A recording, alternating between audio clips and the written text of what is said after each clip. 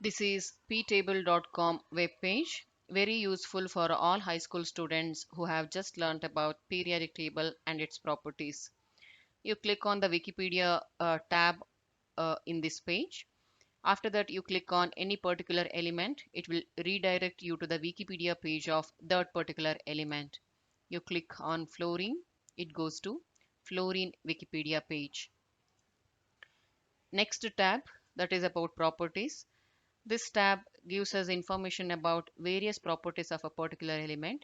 If I choose some element, let us say carbon, it gives me the state of carbon at 273 Kelvin, melting point, boiling point, electronegativity, electron affinity, etc.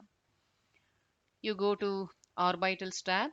This is little higher level concept.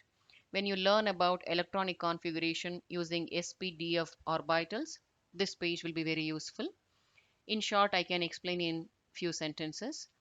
You click on a particular element, it will tell you to which orbital last electron of that particular element goes to. If I click on sulfur, last electron goes to p orbital. If I click on oxygen, last electron goes to p again.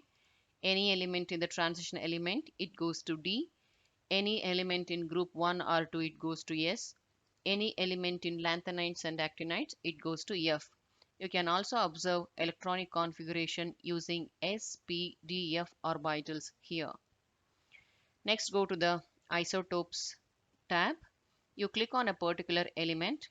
It gives you the number of isotopes possible for that particular element.